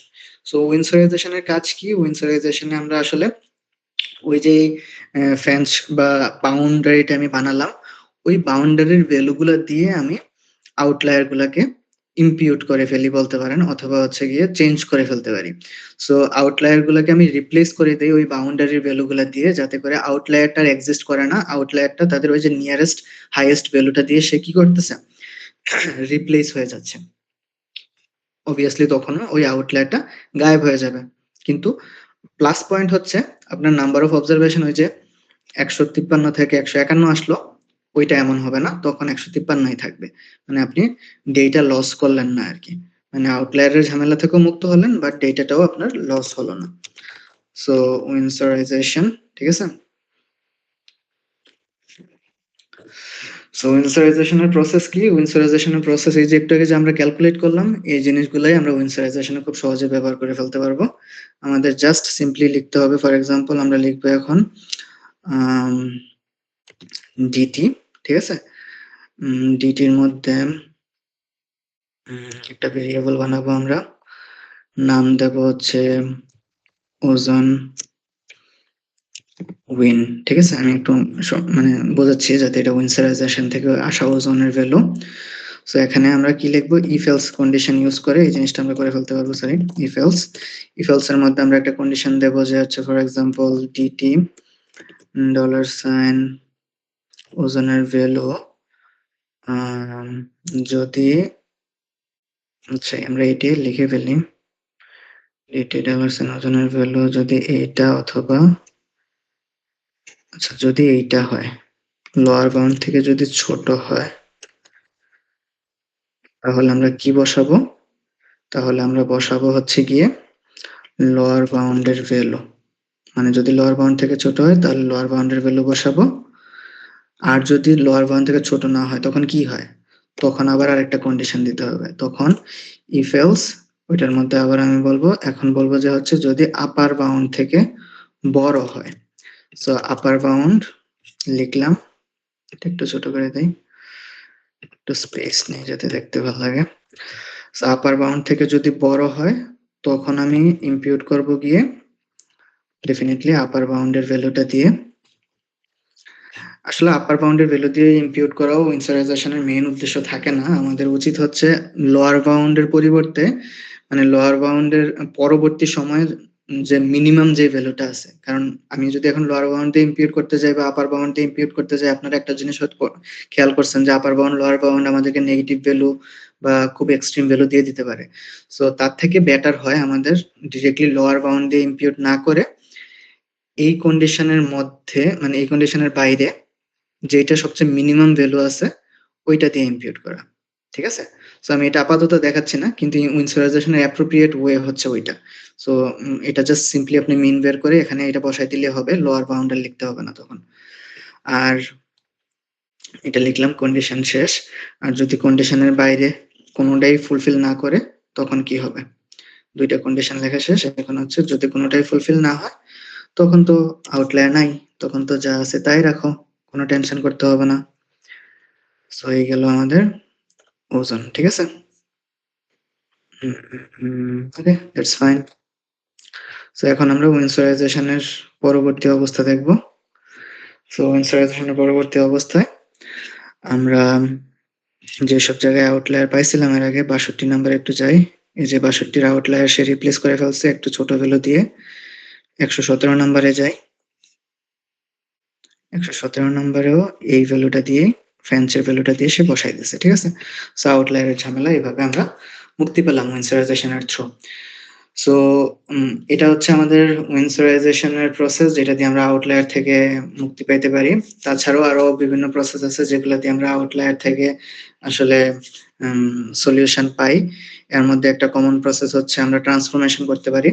আউটলায়ার যেভাবে স্কিউনেস বাড়াই দেয়, ট্রান্সফরমেশনের থ্রু আমরা এই জিনিসগুলা মানে রিডিউস করতে পারি।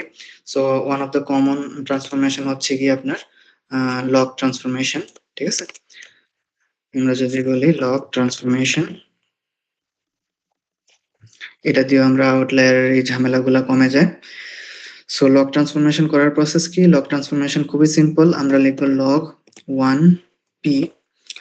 লগ 1p লেখার একটা কারণ আছে এখানে। আমি ডিরেক্টলি যদি লগ ট্রান্সফরমেশন করতে যাই, জিরো ভ্যালু থাকলে বা ক্লোজ টু জিরো ভ্যালু থাকলে সে এরর দেখাবে, ঝামেলা করবে, কারণ লগ অফ জিরো ইনফিনিটি বা আনডিটেক্টেবল বলতে পারেন, সরি আনডিফাইন্ড বলতে পারেন, কারণ এটা এদের মাইনাস ইনফিনিটি প্লাস ইনফিনিটি যে কোনোটাই হতে পারে। সো আমরা ওইদিকে না যাই। এখানে হচ্ছে কি আমরা যদি log 1p দেই সে এটাকে অ্যাপ্রক্সিমেশন করে মানে 1 দিয়ে প্লাস করে নিয়ে আসবে। সো 0 থাকলেও সেটাকে ডিল করতে পারবে, আমাদের টেনশন করা লাগবে না। সো আমি যদি এখন লিখি ডিটি ডলার সাইন ওজন, সে এটাকে ট্রান্সফর্ম করে এই ভ্যালুগুলো আমাকে দেখাবে। এটার স্কেল চেঞ্জ হয়ে গেছে ডেফিনেটলি, বাট এখানে আউটলায়ারের ওই প্রভাবটা এখানে আর দেখবেন না, ঠিক আছে? ওই যে আমরা একটু আগে যে দেখছিলাম না, ওই প্রভাবটা কিন্তু এখানে থাকবে না। আমি একটু কুইকলি আপনাদেরকে মামা জি প্রিন্ট সরি নেটওয়ার্ক একটু ডিস্টার্ব করতেছে। হ্যাঁ হৃদয় বলো। মামা প্রিন্ট কি বন্ধ? প্রিন্ট দেখতে পাচ্ছি, না স্ক্রিন, আমার স্ক্রিন কি দেখা যাচ্ছে? মামা দেখতে পাচ্ছি। ওকে, হয়তো একটু নেটওয়ার্ক প্রবলেম করতেছে ওইদিকে।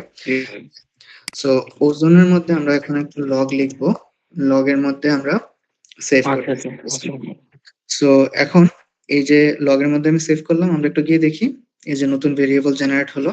এখন এটার মধ্যে কি আউটলায়ার আছে বা কি অবস্থা, আউটলায়ার থাকতে পারে ডেফিনেটলি।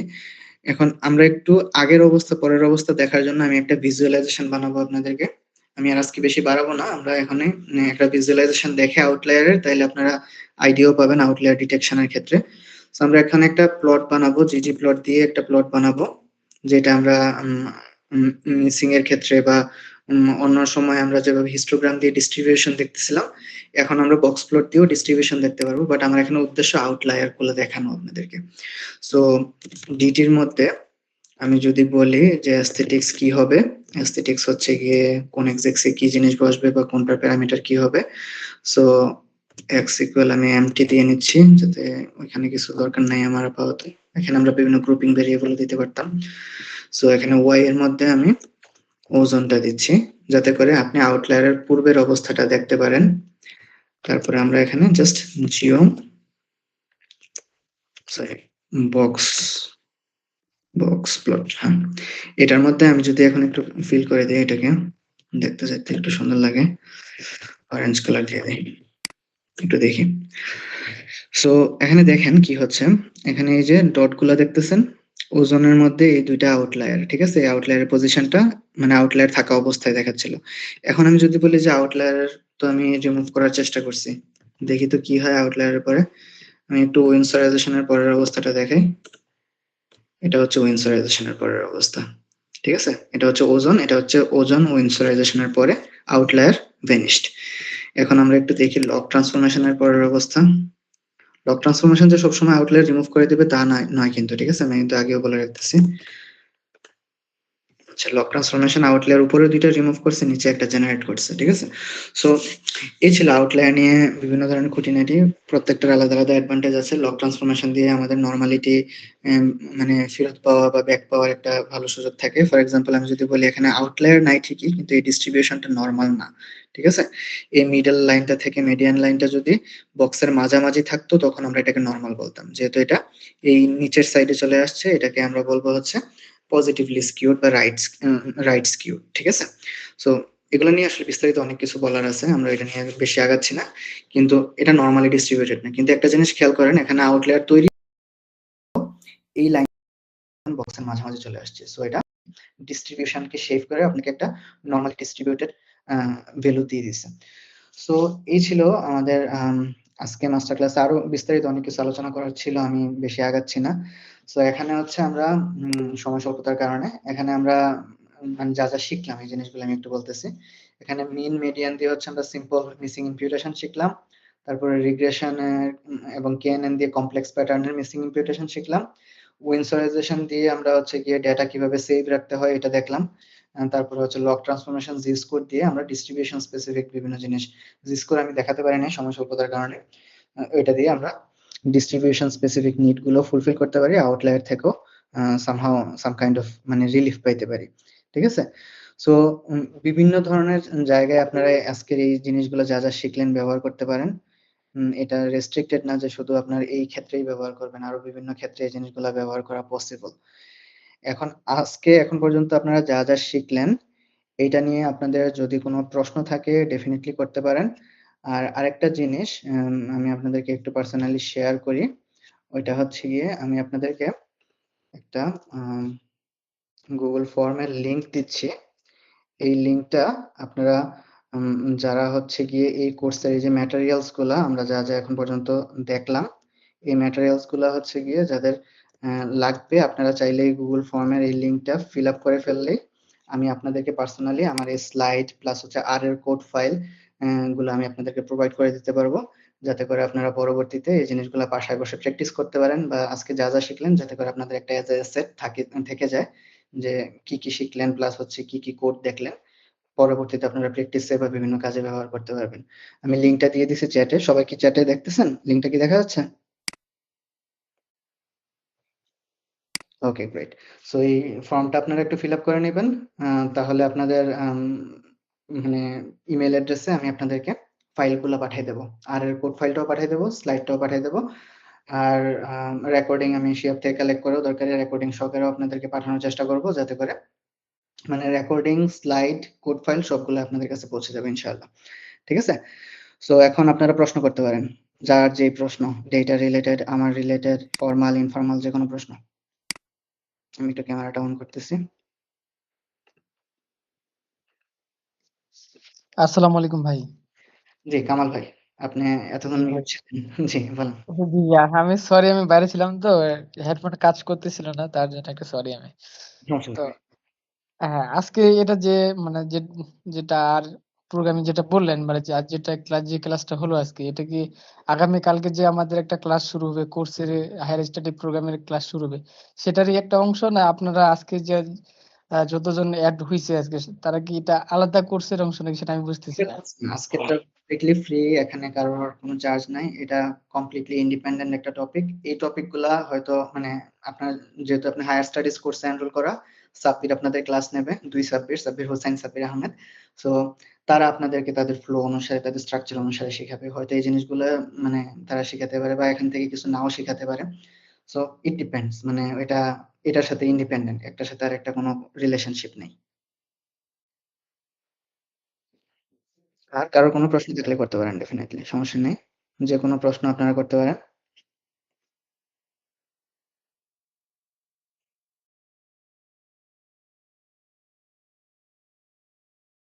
ওকে, কারোর জন্য যদি কোনো প্রশ্ন না থাকে তাহলে আমরা এখানেই শেষ করি। শিহাব, কোনো কিছু বলার আছে আর? হ্যাঁ, শিওর।